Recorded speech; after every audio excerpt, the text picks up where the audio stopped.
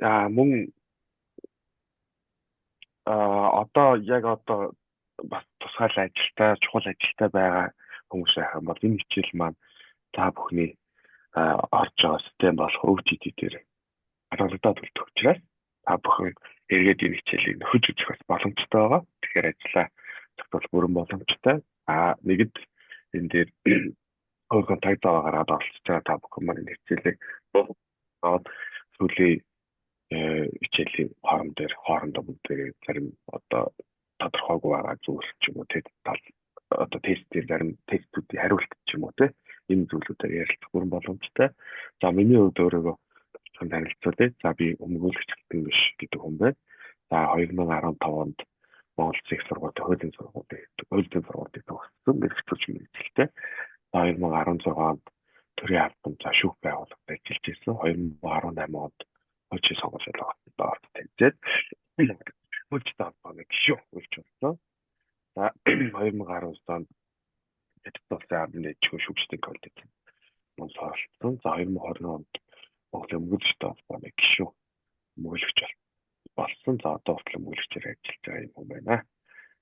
За өнөөдөр энэ хичээл ер нь яагаад орох юм бэ? Энэ сургалтууд ингээ гадуур зөндөлөх сургалтууд байгаа байх. За харин ийм яг тестээр гаргаж байгаа тест одоо ийм тестийг аппликейшн сайт дээр гаргаж байгаа байгууллага манайхаас гадна за нэг байгууллага гэж магадгүй өөр байгууллага байхгүй. Тэгэхээр энэ хичээлийг ер нь ингээд орох заавал хүн ингээд 250 мянган төгрөгөөр зарлагдаад энэ тестийг хийж байгаа шалтгаан тийм тестийг одоо хариулттай зөв хариултыг аваад за дээрээс нь онлайн хичээлүүдэд холбогдоод тодорхой хөтөлбөрүүдэд хамрагдаад за дээрээс нь энэ жилийн үед бол онцлог нь юу байгаа гэхээр мөн бодлогын хичээлийг бол танхимаар 2 хоног хугацаанд явагдуулах юм байгаа. Тэгэхээр энэ сая та бүхэн анзаарсан бол тест бүглэхэд арга зүй гэдэг тийм хичээл байх гэдэг тийм үү. Түүлийн тест бүглэхэд чинь ямар арга зүй байх хэрэгтэй юм бэ? Юу яриад байгаа юм бэ? Тэг хүнд бас бодогдож болохоор тийм ээ. Тест чинь чи бэлхэл байгаа юм чи үнийг хараад за хуулийг хараад үний юм уу бодлоо юм уу гэдгийг хараад явах юм боломжтой шүү дээ.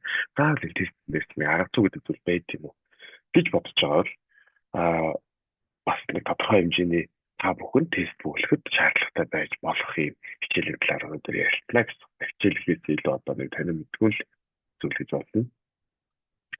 За сургалтын зорилго бол хэдүүлээ за тест гэдэг бол одоо мэдээж манай Монгол нэрвч тийм ээ. Зорилго манайх бол одоо орчуулж хэлж байгаа. Энэ үйлчийн мэргэжлийн шалгалтад ч гэсэн өөрөө тест гэдэг байдлаар явагддаг гэсэн мөрчлөө одоо сүүлийн жилүүдэд үйлчийн мэргэжлийн шалгалтад зорилго гэдэг юм нэршлэрээ явагдчих. За 200 тест та бүхэнд орж ирнэ. Хэрвээ анхудаа үйлчийн сонгуулийн сургалт өгч байгаа хүн байгаа бол 200 тест орж ирдэг. Энэ 200 тест бол өөрөө 60 оноо тооцогддог. Нэг тест 1.2 оноотой. За ингээд та бүхэн 28 нийт одоо 28%. За тестийн 140 тест ба түүнээс дэш бүгсэл тохиолддог тест шалгалт одоо энэ зорилгын шалгалтанд тэнцэж бодлого шалгалтанд орох хэрэг авдаг. За мэдээж энэ сургалтын мань зорилго бол хэдүүлээ 200 тестээс 200 тестээр бүрэн өгж төлөвлөгөөгийн оноогоо авъя гэсэн зорилготой одоо хичээлээ орж байна. За зорилго бүглэх арга. За энэ зорилготой ч одоо яагаад арга байд юм бэ? Ямар арга байд юм бэ гэдэг асуудал бас яригдана. За тэгэхээр энэ IRAC-ийн арга гэдэг зүйл хэдэг. За та бүхэн интернет Google-с хайхтаж авчирна. За тест бүглэхэд энэ IRAC гэдэг арга байдаг юм. За мөн дээрээс нь за миний хувьд IRAC-ийн арга хадгалаад лог сэтгэлгээ. За магадгүй та бүхэн бүгд л их зүйл мэрэгчлээ очиод ихтэй сургуульд төгсөөд боловсролыг хийж байгаа эзэлсэн байгаа. За тэгэхээр бид одоо лог хичээл гэж зарим сонгон судалгаараа судалсан байгаа тийм ээ. Тэгэхээр лог сэтгэлгээ энэ лог сэтгэлгээ чинь тест бүглэхэд ямар байдлаар хэрэг болж бодсон бэ гэдэг талаар ярилцсан. За дээрээс нь тухайн өөр чадвар тест бүглэхдээ одоо шууд тесттэй нэг үн шаардлагатай ойлгочтой тийм хүмүүс байдаг тийм. Тэгэхээр энэ өөрийн чадвар нь тухайн тест бүглэхэд төлөвлөдөг. За дээрээс нь мэдээж юм наадтай гэж ярьдаг тийм.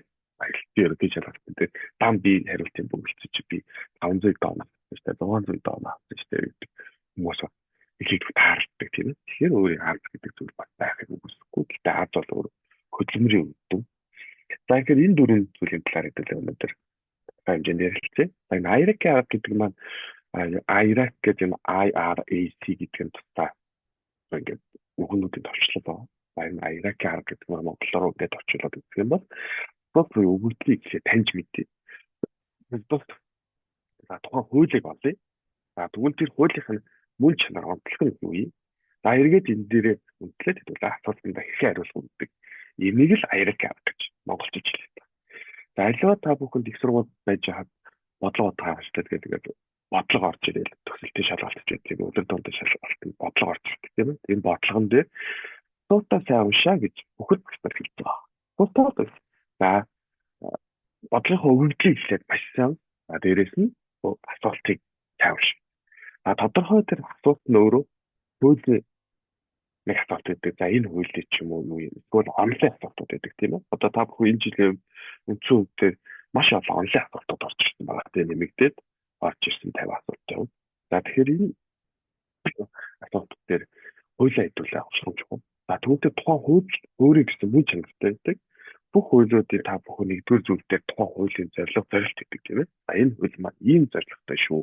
Ийм зорилготой шүү. Ийм харилцааг гэрнэ зөвлөж байгаа хууль шүү гэдэг асуудал байдаг. Тэгэхээр бид нар тэр энэ хууль маань юу ийм л харилцааг зөвлөж шүү. Жишээ нь Монгол Улсын үндсэн хууль бол бидний эрх дээрээс нь үндсэн хуулийн байгууллагууд энэ хоорондын уялдаа холбоо сонгуул гэдэг зүйлүүдийг цаа одоо оруулж өгсөн байдаг. Гэтэл одоо бид нар дээд айлаас ус алдчихлаа гэж бодоход энэ тохиолдлоо бид нар хэмжлэхтэй үндсэн үйл зарцаанд хэмжлэх үү эсвэл өөр хөлийг хэмжлэх үү гэдэг асуултууд өөр өөр тийм. Тэгэхээр ингээд харилцаа бүр маань өөр өөр хуулиар асуудагддаг. Завын тогтоомж ажиллах. Тэгэхээр энэ дээр хэдүүлээ дөрвөлөгжил тухайн тесттэй хариулахыг зорилго хэрэгтэй. Өөрөөр хэлбэл эрүүгийн хуультай холбогдолтой байхаар асуулт байхад бид нэр тэрийг иргэний хуультай холбож бодоод юм уу өөр ямар нэгэн хуультай холбож бодоод бид завшиг. Дэмний чин зарим нэг хэвлэгт биш үү? Орсон юм. Хараа. Энэ мэн октоос листэ. Тэгээд зарим юм гэж байна. Шилхэн хавтар нэг агаарэ. Тэрийн сутснаа шүү. Энэ чинь машин чинь даацдаг юм. Машин аа. Машин нь яг нөгөө юуныхаа юм хийгүүд амт би таараад байна. Так таараад. Амт шиг так. Хавтарч маань мик агаарэ. За тэгэхээр тийм байдлаар хэдүүлээ хөлөөдөө олж авч бидэх хэрэгтэй. Одоо та бүхэн тестийг нэлээдгүй удсан байгаа учраас ерөнхийн нэг багцаа үүссэн байгаа тийм ээ. Энэ хууль за энэ асуудал нэг иймэрхүү асуудал ороод ирэхэд чи энэ хууль их байж болохоор юм байна гэдэг зүйл хурдан та бүхэнд байлээ бий болсон байна шүү дээ. Тэгэхээр энэний тэр асуултанд тэр хариулах одоо тэр хуулийн мөн чанараа олцоод юм бол асуулт тавьлаад маш хэлбэр болно. Энийг IRAC арга. За энэ IRAC-ийн арга бас бодлого бодоход хэрэглэгддэг. Одоо та бүхэн хуулийн шалгалтанд бодлогоодод одоо бодлогын хичээлээр хамрагдах гэж юм тийм ээ 7 хоногийн дараа нь. Тэгэхээр энэ IRAC-ийн арга маань өөрөө бодлого бодоход хэрэглэгддэг. За магадгүй Монгол Улсын их сургуулийн хуулийн сургууль төгссөн эрхтгч нар байгаа бол бид нар IRAC-ийн арга болон SAIRAC-ийн арга гэдэг дөрвөн алхамд болон 5 алхамд гэдэг бас хэргааны бодлого бодоход хэрэглэдэг. Багш нар одоо дааж ирсэн батшууд чинь. Тэгэхээр энэ IRAC болон SAIRAC гэдэг арга нь өөрөө бас бодлого бодохоос гадна тестийг бүглэхэд хэрэглэгдэж боддог юм арга байна. За тэгэхээр IRAC-ийн арга гэдэг энэ зүйлийг та бүхэн дэлгэрүүлээд судлахад хэл одоо байдлаар нээлттэй мэдээлэлд гарч ирж байгаа. За лог сэтгэл гэдэг. Лог хичээлийг үзчихсэн хүмүүс лог сэтгэлээр талаар маш мэдээлэлтэй байх. Лог гэж маш яригддаг тийм ээ. Зүйл үед логтэй энэ их лог сэтгэл гэдэг шүү гэдэг юм. Ийм ярилцлаганд одоо яригдаж байдаг. Лог гэдэг маань ерөөсөө лог боо сэтгэдэг хүмүүсийн бурхан гэж байна. Лев Фехтвангер гэдэг Германы зохиолч юм байна. Тэгээ лог одоо сэтгэдэг хүмүүсийн бурхан. За дээрээс нь логикийг мэдэгдэж буй баримт өгөгдлүүдийг дэс дараалалд оруулан эмхлэн цэцлэх. Задлан шинжлэх замаар мэдээлэл олж авах, аливаад нухацтай хандах, мэхлэн шалгах, эргэлзэх замаар дутагдлыг илрүүлэх, эргцүүлж бодон дүгнэлт гаргах зэрэг логиктой бодох хэв шинжийг ойлгоно гэж мөн нэг нийтлэлж одоо үзсэн байна. Тэгэхээр лог гэдэг бол ерөөсөө нөгөө эмх замбраатай сэтгэн бодхоол гэж. Гэхдээ өгөгдлөө тэр өгөгдлүүдэд асуулт хариултуудаа хооронд нь харьцуул. Тэгэхээр амьдралдаа ч одоо та бүхэн ихэнх ажил хөдөлмөр хийж байгаа тийм ээ. Тэгэхээр нэг юмд чинь дараалал аваад Өглөө ажилдаа л ирэхгүй бол ажилдаа ирснээр хүн дараагийнхаа ямар ажил хийх гэдэг зүйл гарч ирнэ тийм үү? Ажилдаа ирж чадахгүй бол тэр ямар ч ажил хийсэн гэсэн хийх боломжгүй болно тийм. Тэгэхээр ийм зүйлүүд маань өөрөө дараал. Ажилдаа ирэхийн тулд ихэд босох хэрэгтэй болно тийм үү? Тэр босч чадахгүй одоо нойрондоо дийдээд унтчих юм бол стаж авч чадахгүй тэн дээр ажил дээр очиж ямар ч ажил хийж авч чадахгүй тийм үү? Тэгэхээр энэ зүгээр дараал ингэж одоо энэ ийм шүү дээ техник 2 3 4 5 гээд тоолж одоо нэг дараалал тоолоход дунд нь нэг тоо орчих юм бол тэгвэл энэ чинь дараалал тоо биш болно тийм ээ. Үүнтэй адилхан зүйлийг л лог сэтгэлгээ гэж ингээд нэрлэж байна. За гэхдээ энэ лог сэтгэлгээ хэмээх энэ хугацаа нь эдгээр үсээр хязгаарлагдахгүй өргөн цар хүрээг амрах нарийн ойлголт юм гэж энэ Батбатар гэх нийтлэлд үтжээ. Тэгэхээр лог сэтгэлгээ гэдэг чухамдаа сэтгэн бодох үйл болоод логгийн шинжлэх ухааны солилцол байдаг. Лог сэтгэлгээний тулгуур 3 чулуун ердөөсөө эргцүүлэх, тунгаах, шүүх 3. За эхний ээлжинд эргцүүлэн бодох нь хоёрдугаар эргцүүлж бодсоо тунгаах. За эндээсээ бид нэр шүүх буюу эцсийн байдлаар энэ барай тулбар юмаа гэж бодох нь энэ лог сэтгэлгээний л огтхон гэж хэлж байна. За эргцүүлэг тунгаах шүүх гэж юу юм бэ гэхээр зөвхөн зөв хариултыг л олохын тулд хүмүүс эргцүүлж бодож байгаа, тунгааж байгаа, шүүж. За магадгүй бид нар тест хийж байхад ABCD гэдэг дөрвөн хариултыг за энэ яагаад ч биш гэснээр бид нар хаадаг тийм үү? За энэ маань бид нар нэг за энэ байх боломжтой юу гэж үзэж байгаагаа хасаад ингээд явж байгаа гэдэг маань тунгааж, шүүж. За эцэст нь хоёр хариулт өгдөөд энэ хоёр хариултаас бид нар аль нэг нь зөв байх боломжтой юм байна гэж сонгодог тийм үү? Тэгэхээр энэ шүүх болж явдаг. Тэгэхээр биднэрт зөв хариултыг одоо энэ олох арга бол өөрөө лог сэтгэлгээний одоо нэг ерөөсөө лог сэтгэлгээ гэж ойлгож байна. За бинсур менежмент зүүн дээр цагийн хязгаарлалтай байгаа юу?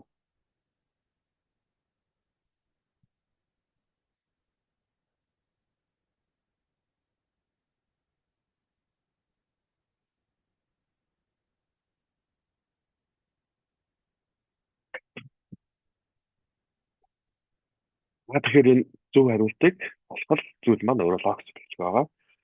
За та маань юу яах юм бол одоо сая би нөө бичсэн чатыг дөнгөж сая уншлаа жоохон цариг сонсогдоод байна гэдэг чинь. За биднээсээ жоохон зайтай болчихлоо. Магадгүй цариг сонсогдоод сайн сонсогдохгүй та бүхэн шууд орж ирээд хэлээрэй. Тэгэх юм бол хэдүүлээ нэг асуудлаа шууд шийдээ явуул хэлбэр тийм ээ. За лог сэтгэлгээ бол ийм байна. За энэ дээр тулгуурлаад бид нар хэрхэн тестэн дээр явах ажиллагааг бид нар үзэх учраас та бүхэн дараагийн алхмуудыг хүлээж авах болно. За энэ зөв хариултыг нөгөө хариултуудтай бусад хариултуудтай гэж бодно тийм ээ. Харьцуулж юунд харьцуулах вэ гэхээр асуудлыг хариултанд харьцуулсан. Асуудлын дотор тухайн хариултад байдаг тийм ээ. За энэ бол өөрөө эргцүүлэх. За уншихад бүгд зөв мэт санагддаг. Гэтэл яг зөв хариулт аль нь гэдгийг тунгаа ботход энэ хариултууд зөв гэсний хооронд нь харьцуулах буюу аль оновчтой гэсэн хариултуудаа багасгаж түүнээсээ сонгох нь тунгаах юм. За тэр сонгосон хариултаа зөв гэснийг сонгох нь өөрөө шүүх гэж ийм байдлаар одоо урьдчилан тогтоосон байна. За өөрийн чадвар. За тест бүглэхэд та бүхэн мэдээж өөрийн чадваруудтай байна. Энэ өөрийн чадвар нь одоо унших, бичих, сонсох, ярилцах хүн болгон нэг зүйл одоо хүн болгон адилгүй хөлөг болгон жораагүй гэдэг тийм өөр гэсэн чадваруудтай. Та бүхэн 10 жилд ч болон их сургуульд ч гэсэн манай тэр талбай сайтай шүү. Юмыг ганцхан уншаад тогтоодог. За манай энэ ерөөсө бүх зүйлээ маш сайн бичээд таадаг. За юм бичсэн зүйлээ нэг бүр биччихээ тоглоо. Би ерөөсөө бичихгүй л тогтоодог юм а гэдэг юм байна. Гэхдээ зарим нь бол сонсоод тогтооч. Юм уншижсэн биччихсэн би энэ сонсороо их тань дууд юм а. Тэгээд сонсоо надад үлдчихдэг юм а гэдэг юм байна. Эсвэл хоорондоо ярилцаж энэ бол чадвараа одоо юм тогтоодог. За би энэ ангийнхаа хүүхдтэй энийг ярилцсараа л би тогтоогод идэм а. Би уншаад бичээд сонсоод тэр ойлгодог. Би өөр хүмүүстэй харилцаж энэ асуудлын талаар ярилцаж би тогтоодог. Чинь би тестээр үнсүүл хэрэгцээ нэгдүгээр тестийн асуултыг би ингээ бусдаагаар ярилцвал юм бол надад ингээ үлдчихдэг юм а. Гэх хүмүүс их байдаг тийм. За магадгүй та бүхэн одоо ингээ 10 жилийн хүүхэд биш хөлөг хитээ зуудаг гэсэн боловсралтай хүмүүс байгаа учраас өөрөөгөө ямар чадвартай вэ гэдгийг ойлгоод мэдчихсэн байна тийм. Би уншаад илүү ойлгох биш шүү. Би бичээд илүү ойлгодог шүү. Би сонсоод илүү ойлгодог шүү. Ярилцаад илүү ойлгодог шүү.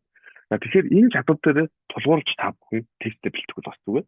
Жишээ нь тест уншаад аппликейшнаараа хийгээд тогтоочдөг. Бичиж бичин гэдэг бол өөртөө ингээд үлдээх. Дээрээс нь бичгийн давуу тал нь юу гэхээр нэг хараагаар тогтоох. Тийм ээ? Хараагаараа тогтоочдөг. Тэгэхээр ийм чадвар бас байдаг. Манай энэ OJT маань их жилээс ерөнхийдөө бас юм сонсдог хэлбэртэй болох гэж байгаа тестийг. Тэгэхээр энэ хэрэг сонсдог хэлбэртэй болж байгаа бол та бүхэн хөгжлөнд ч юм уу ямар нэгэн байдлаар яхад тухайн тестийг сонсох юм бүрэн боломжтой одоо бас болох. За тэгэхээр эхний ээлжинд бол хэдүүлэн чинь ерөөсөө тест дээрээ сайтаараа аппликейшнаараа ингээ ороод тесттэй хийх юм чадвараар одоо энэ бололцоогоор хэлдэг тестүүдийг та бүхэн хийж байгаа. Магадгүй ингээд тогтоож болохгүй бол энэ тестийн хандлагаар өөр нэг шалгалт тогтоох найрсагчдыг холбогдоод хоорондоо ярилцаад энэ нь ягаад зүг вэ? Энэ хариулт нь за чи юу гэж бодож байна? C. За би D гэж бодож байна. Аль нь зөв үг гэдэг одоо бүгдлээ та бүхэн зөв хариулт гарч ирнэ тийм ээ. Ягаад гэдэг дээр хоорондоо ярилцаад тухайн тестийг өөрийн бүрэн болгох юм боломжтой. За та бүхэн төр хичээлтэй холбогдож байгаараа би энэ нөгөө Zoom application маань өөрөө 5 минутын дараа дууслаа гэдэг юм арч ирсэн учраас менежертэйгээ холбогдоод эргээд хичээлээ үргэлжлэх.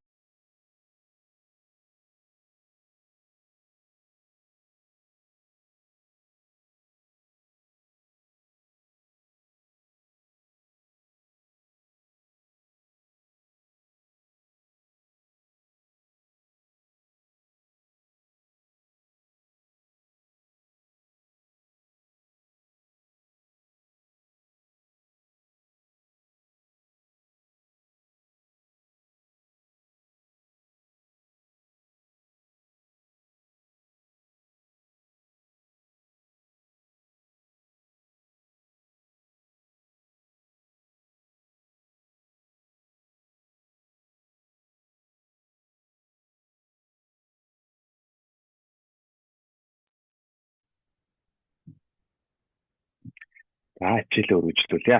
За бол мэдээж одоо хөдөлмөрийн үр дүн. Гэхдээ зарим зүйл дээр бид нэр яг тунгааж бодлоо, шүүж бодлоо, буруу хариултууд байж болно гэж төгдө хаслаа. Яг хоёр хариултан дээр эргэлзтэй. Ялангуяа энэ сүүлийн тестүүд бол нэг ерөөсөө маш дотор хоорондоо зөрүүтэй хоёулаа боломжгүй гэдэг хариултаа мөртлөө яг л ижилхэн юм шиг юм асуулт одоо хариултуудтай асуултууд маш их байгаа. Тэгэхээр энэ дээр одоо алийн цавгүй аль нь байлаа гэдэг гоё шалгалт өгч байхад эргэлзэх тохиолдол бий болно тийм ээ. Энэ дээр азандаа найдах асуудал гарч ирнэ тийм үү.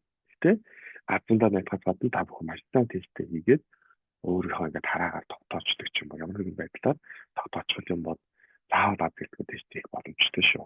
За өнгөрсөн жил бид нар 4673 тест одоо хуучин сонголтод бэлтгэсэн байгаа. За энэ шалгалтанд орж ирсэн тест. За энэ жил энэ тест маань 4723 болж нэмэгдсэн. За өнгөрсөн жилийн 4673 тестийн 1204 тест зөв хариултгүй тест хийсэн бол энэ жил 1204 тест 583 тест зөв хариултгүй нэмэгдсэн байгаа. Мөн зөв хариулттай тестүүдээс батгдсан байгаа. За тэгэхээр ингээд та бүхэн өнөөдөр сургалтанд хамрагдаж байгаа юм маань багц гэдэг зүйлийн их тал буюу одоо энэ тестээр өгдөгдсөн байх шүү дээ тийм ээ. Бэлтгэсэн тестийг хийж байгаа энэ OJT гэдэг системтэй бас ингээд холбогдсон байгаа. Ингээд цаг хугацаа бас хэмнэх юм боломжтой байгаа. За энэ түрүүний ярилцсан Iraq арга болон за log сэтгэлгээ дээрээс нь бид нар одоо аппликейшн дээр хийсэн дээр үндэслээд энэ log сэтгэлгээ болон одоо энэ Iraq аргуудыг хэрхэн яаж хэрэглэх вэ гэдгийг хэд хэдэн жишээн дээр ажиллая.